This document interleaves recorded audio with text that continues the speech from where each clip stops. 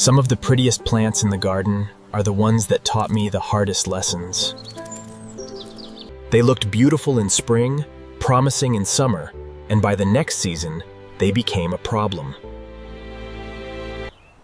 The front of the plant tag sells the dream.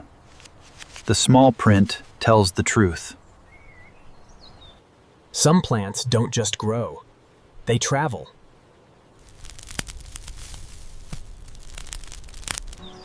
A plant that looks charming in a catalog can behave very differently in a real American backyard. If I could go back, I wouldn't remove beauty from my garden. I would remove a few assumptions. Today, I'm sharing 9 perennials I would think twice before planting again. Not because they're ugly. Most of them are gorgeous. That's exactly why they fool people. This video is not about fear. It's about planting with your eyes open. Because one smart decision in April can save you years of digging later. Let's start with the kind of plant that doesn't look dangerous at all. Number 9 is beautiful, colorful, and often much less permanent than the label suggests. Number 9. Fancy Echinacea hybrids, the candy-colored coneflowers that make every plant table look irresistible. The mistake is assuming every coneflower is as tough as the old-fashioned purple one. The first year can be stunning. Big color, big flowers, big confidence. And that word, perennial, makes people believe it will return strong year after year. But many heavily bred hybrids can fade, weaken, or disappear after only a few seasons. That empty spot in spring is the moment the lesson finally becomes visible. Often, the simpler plant has the stronger life. I'm not saying never try them, I'm saying don't build your whole border around them. Single-flowered coneflowers are usually better for pollinators and often better for long-term survival. In a real garden, reliability matters more than one perfect catalog photo. The smarter move is simple. Test one plant before buying a dozen. And always look for the actual variety name. Generic labels are where mistakes hide. A good coneflower gives you flowers, seed heads, wildlife, and structure long after bloom. That is the plant worth trusting.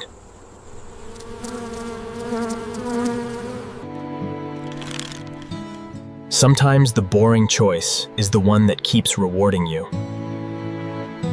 If you want color, try one. If you want a backbone plant, choose strength first. The best perennial is not the one that photographs best. It's the one that comes back. Number 8, coral bells, especially the colorful hybrids that look too beautiful to leave behind. They are sold like living paint, and honestly, that part is true. In the right light, they can make a dull shade bed look carefully designed. The problem is what can happen after the first beautiful seasons. Some hybrids slowly push their crowns upward, leaving the root area exposed. Cold nights, warm days, wet soil, dry wind, the sword. The plant gets stressed from every direction. By the time you notice, the plant may already be weaker than it looks. One plant thrives.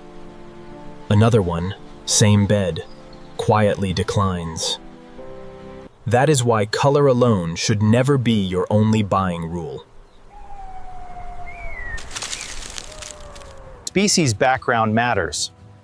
Some lines handle heat, cold, and humidity better than others. The less dramatic plant may be the one that stays in the garden longest. My rule now is simple. Use them as accents, not as the entire foundation. Mix them with tougher shade plants so one failure doesn't ruin the whole design. Check them in early spring. If the crown is high, reset or mulch before stress builds. Many coral bells need refreshing, dividing, or replanting deeper after a few years. They can still be worth growing. Just don't mistake pretty leaves for a permanent promise. Number 7. Bee Balm, one of the most exciting plants you can grow for summer wildlife. The flowers are electric. The scent is herbal. The pollinator traffic can be incredible. When it works, it looks like the garden is alive from every angle. This is why so many gardeners forgive its flaws.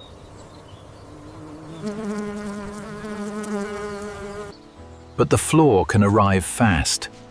Powdery mildew on the leaves.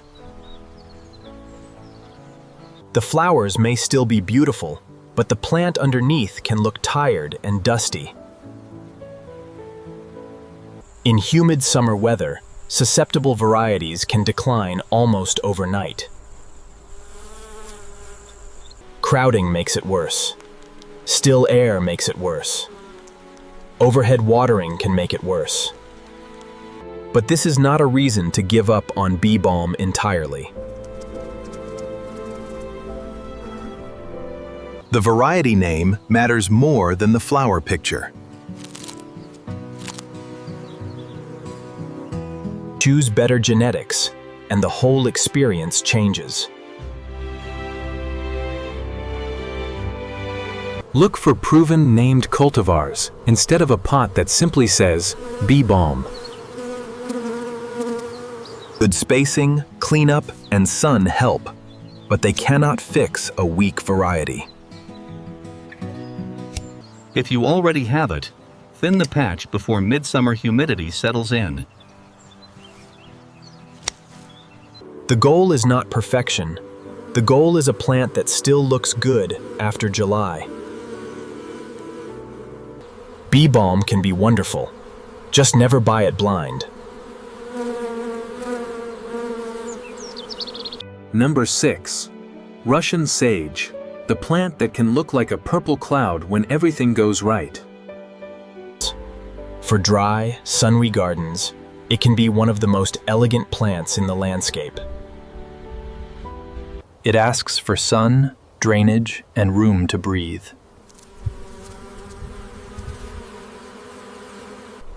The color is soft, the texture is light, and the whole plant feels effortless. But some older tall forms can age badly in a small garden. Instead of a graceful mound, you get a ring with an empty middle. A summer storm can turn beautiful movement into a messy collapse. That matters when the plant is beside a sidewalk, driveway, or front entry. The fix is not to avoid Russian sage. The fix is to choose the right size. Modern compact selections often hold their shape much better.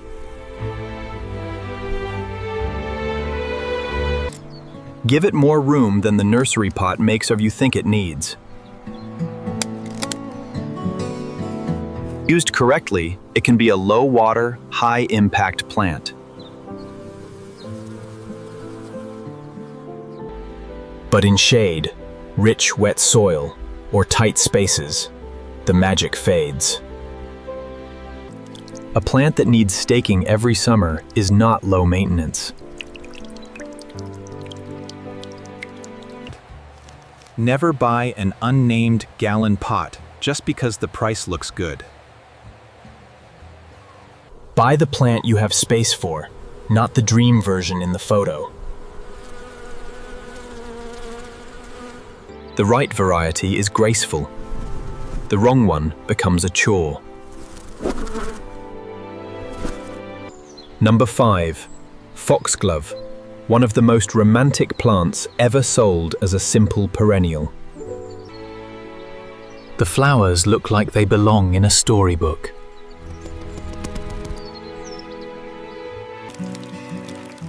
But the first year may give you only leaves. That is not failure. That is how the plant often grows. The second year can be spectacular.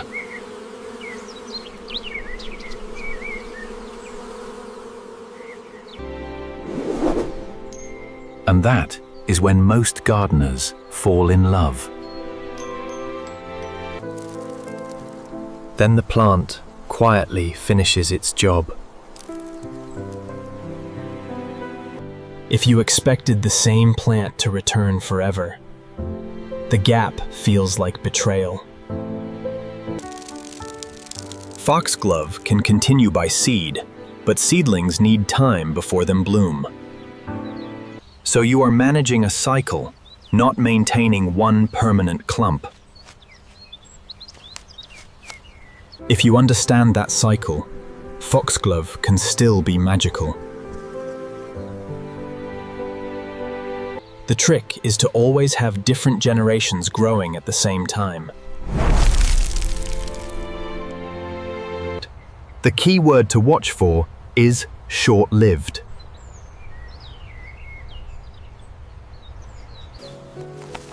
That phrase tells you not to expect a permanent anchor plant.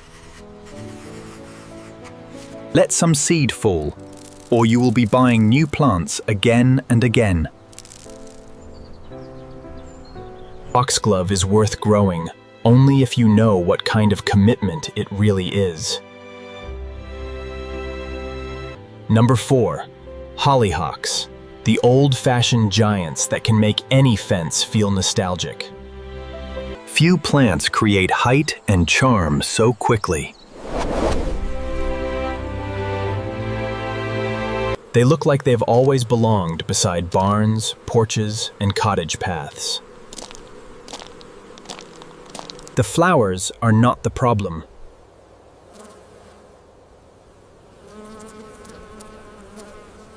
The problem often begins lower down.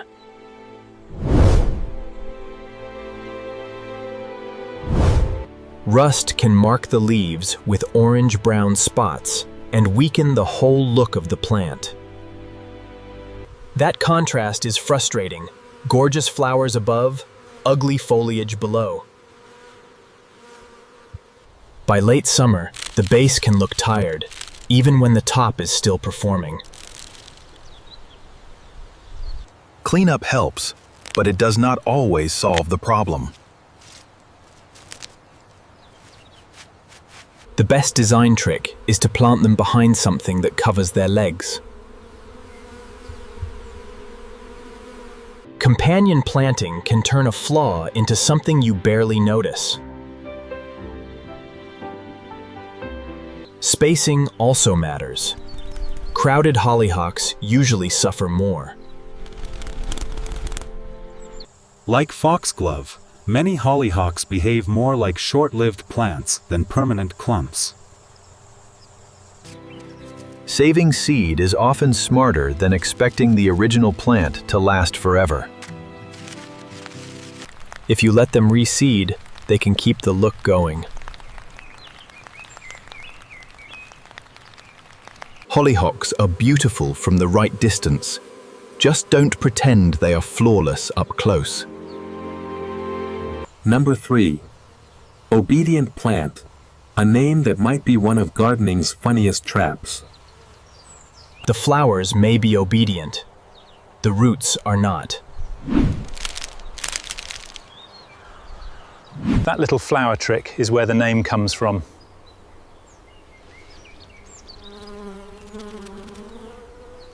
But underground, the plant is making very different plans. In moist, rich soil, it can spread far beyond the original planting spot.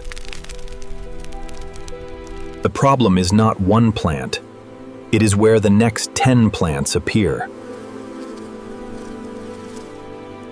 At first you call it vigorous. Later, you call it work. A small gift plant can become a long-term management project. If you love it, containment is your friend.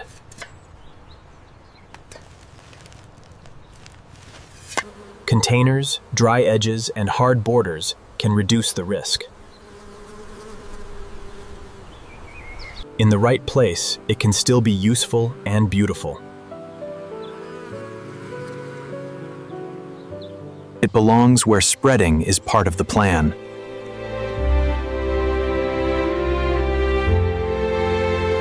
Before planting, ask one question. What happens in year 5? If the answer is, it takes over, don't put it beside your most valuable plants.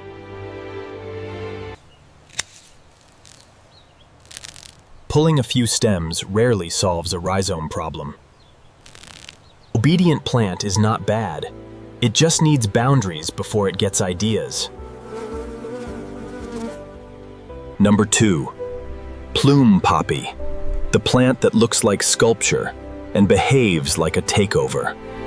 It is bold, tall, and unforgettable.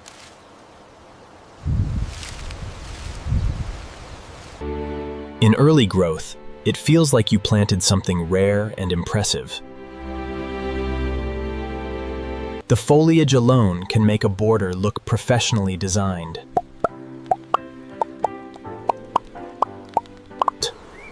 But beauty is not the same as suitability.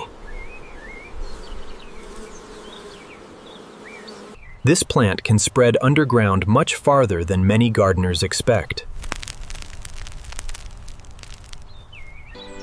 One day, it appears where you never planted it. And once it gets into the wrong place, removal becomes complicated. The visible shoot is only the tip of the system.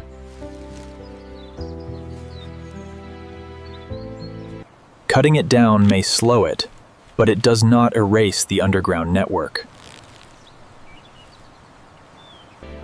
In a small yard, the plant can feel oversized within just a few seasons. On a large property, it may be dramatic. In a tight border, it may be regret. The question is not how it looks this summer. The question is where it will be in 5 years. For most residential gardens, there are safer ways to get bold foliage. Choose plants that create structure without quietly moving into every corner. Drama is good. Drama with boundaries is better. Plume Poppy is impressive. That is exactly why you should respect it before planting. Number 1. Lily of the Valley, the prettiest plant on this list, and the one I would be most careful with. It looks innocent. It smells unforgettable. It thrives where many flowers struggle. That combination makes people trust it too quickly.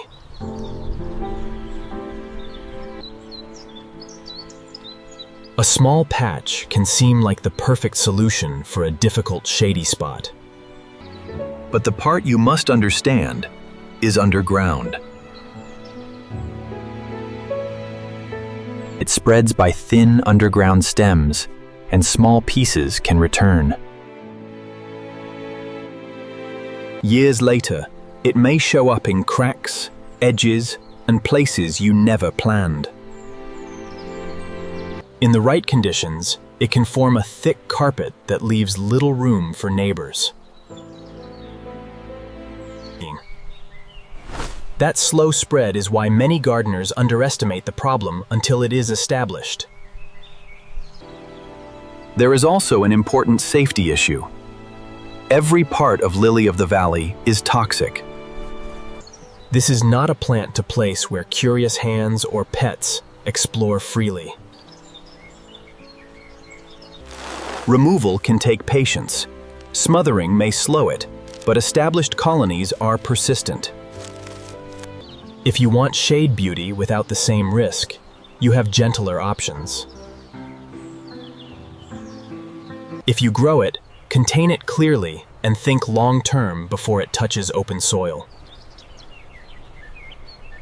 It is beautiful, it is memorable, and it deserves more caution than most people give it. So before you buy any beautiful perennial, ask 5 questions. How long will it live? How far will it spread?